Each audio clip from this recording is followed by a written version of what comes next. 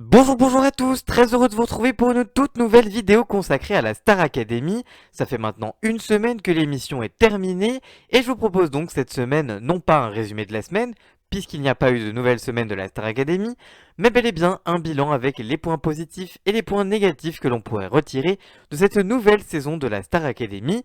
Et on en parle juste après le générique. C'est parti, générique!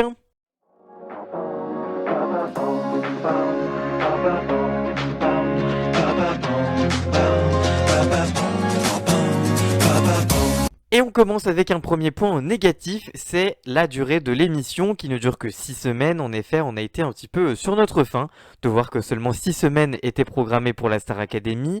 On n'a pas vraiment le temps de s'attacher à l'émission et surtout aux candidats.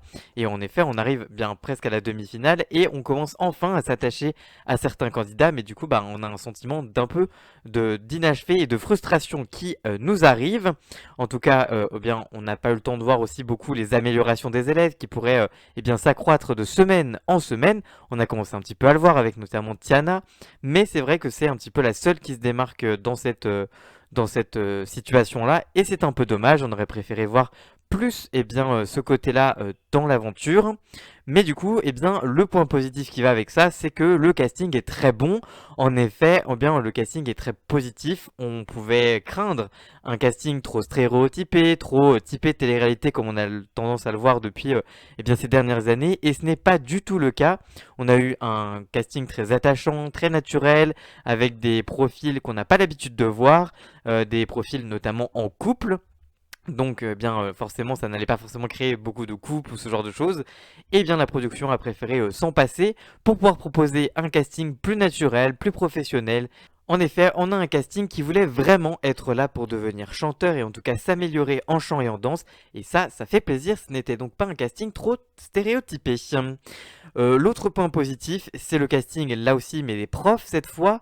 En effet, les nouveaux professeurs ont réussi à faire disparaître, ou en tout cas à remplacer les anciens qui étaient très appréciés par le public. Et bien on a réussi à les faire un petit peu oublier. Mon gros coup de cœur personnel, c'est pour Adeline Tognuti, la professeure de chant, qui a une vraie caractère, qui a une vraie personnalité, qui est drôle et à la fois touchante de par son histoire. Donc vraiment, c'est un très gros point positif, Adeline Tognetti. L'autre point positif, c'est pour le directeur de cette nouvelle Star Academy, qui était Michael Goldman cette saison. Et vraiment, là aussi, un gros point positif. Il a été bienveillant, professionnel, il savait de quoi il parlait. Et vraiment, c'était très agréable de suivre ses avis, notamment à la fin sur les débriefs, où il était présent sur les 3 derniers. Mais en tout cas, ce que l'on pourrait regretter, c'est qu'il était peut-être pas assez présent à l'écran. On le voyait justement pour les annonces, pour à la fin pour les débriefs, etc. Mais on le voyait pas tellement finalement et on pourrait un petit peu le regretter. Donc peut-être que si la saison prochaine il est de retour, pour le moment ce ne serait pas encore fait, ce serait bien qu'il soit un peu plus présent avec plus de choses à lui proposer et de lui faire faire. Mais en tout cas, c'était un très bon point positif. L'autre point positif pour ma part, c'est Yanis Marshall, le professeur de danse, qui a lui aussi, je trouve, été très bon dans son rôle. Il était drôle, marrant, mais surtout très professionnel, assez dur finalement parfois, mais il était dans son rôle et il était très bon, je trouve. Donc pour moi, c'est un très bon point positif. Les bémols, évidemment, Laure Ballon. Personnellement, la professeure d'expression scénique ne m'a pas convaincu du tout. Je trouve qu'elle faisait des grandes phrases pour pas dire grand chose et que finalement ses avis apparemment ont été bénéfiques aux élèves, hein, ils en ont parlé dans les quotidiennes, mais je trouve que ça ne s'est pas vraiment vu à l'écran. En tout cas, on trouve, enfin moi je trouve que on a un peu l'impression qu'elle dit parfois des grandes phrases qui ne veulent pas dire grand chose et qui amènent pas grand chose au final. Évidemment, il y a eu le clash avec Julien qui n'a pas aidé à ce qu'on trouve qu'elle soit vraiment très professionnelle, puisque personnellement je trouve que c'était pas vraiment très pédagogique de lui faire faire et de lui gueuler à ce point-là dessus sans grande raison.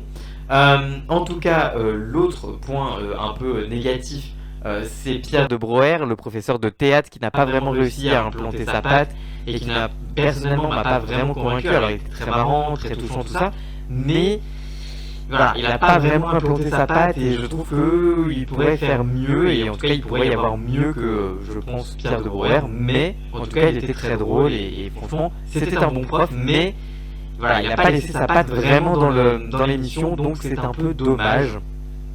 Les deux répétitrices, Lucie et Marlène, c'est le gros point fort aussi pour moi. Elles étaient très marrantes, leur duo fonctionnait très bien, elles se sont tout de suite très bien entendues et ça s'est tout de suite vu à l'écran.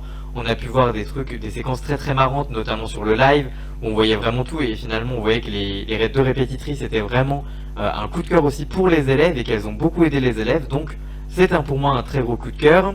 On peut aussi parler de Coach Joe, le coach de sport, qui, bon, était dans son rôle. Il n'a pas non plus fait des choses extraordinaires, mais il était dans son rôle.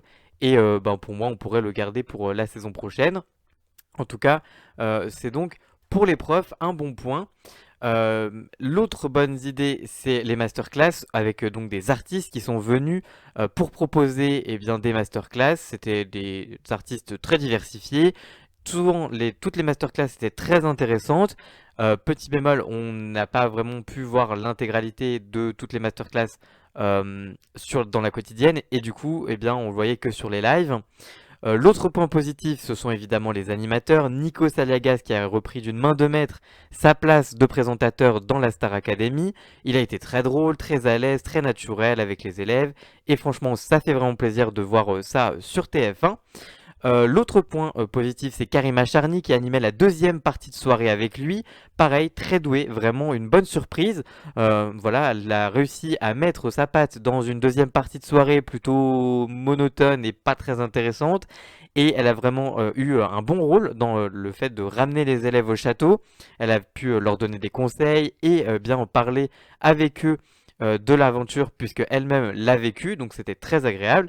TF1 devrait d'ailleurs lui proposer plus de choses, puisqu'elle était très douée et très naturelle et très souriante. Pour les émissions en elles-mêmes, justement, les primes étaient un bon point, ils étaient assez rythmés, ils étaient assez... Enfin, on comprenait la semaine des académiciens sans forcément regarder la semaine en entier, et donc c'était très cool, de semaine en entière plutôt. Par contre, il faudrait trouver un vrai rôle au professeur dans cette émission, puisque vraiment, il ne servait à rien dans le prime, mais à part donner deux trois avis de temps en temps. Bon, on n'était pas très très convaincus par leur rôle dans l'émission.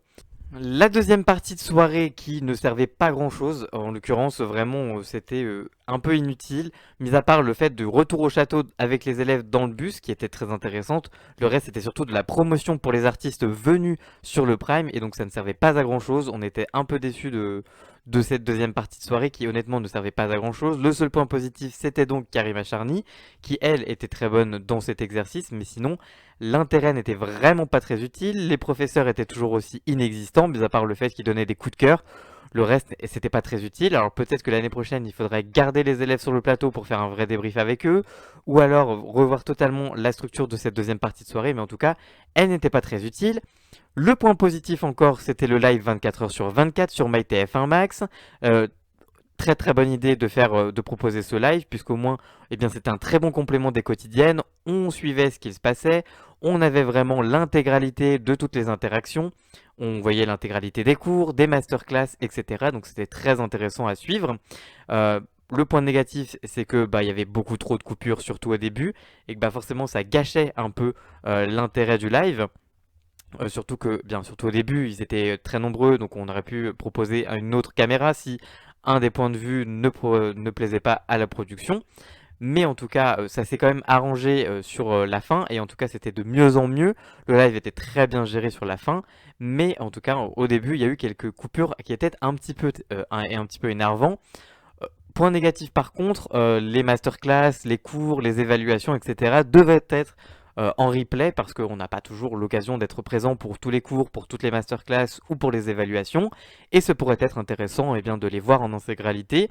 Donc TF1 pourrait proposer ça l'année prochaine, de faire les replays pour ceux qui ont MyTF1 Max, pour les évaluations, etc. Parce que on s'imagine bien qu'on ne peut pas diffuser des milliers d'heures de diffusion sur MyTF1 parce que c'est beaucoup trop compliqué et que ce serait d'ailleurs même pas vraiment intéressant, mais en tout cas proposer pourquoi pas d'ailleurs des meilleurs moments ou alors également les replays entiers des masterclass, des cours et des évaluations, ce pourrait être intéressant. Donc peut-être que ça pourrait être le point d'amélioration pour l'année prochaine. Et en tout cas, voilà, j'espère que bien mes résumés de la Star Academy vous auront plu. Merci de m'avoir suivi durant toutes ces semaines pour ces débriefs de la Star Academy. J'étais très heureux de suivre ça avec vous. Et en tout cas, on se retrouve bien l'année prochaine s'il y a une nouvelle saison. Merci bien d'avoir suivi cette vidéo. Si elle vous a plu, n'hésitez pas à la liker, la commenter, la partager et même à vous abonner. Et nous on se retrouve très vite pour une toute nouvelle vidéo. À très bientôt. Ciao ciao!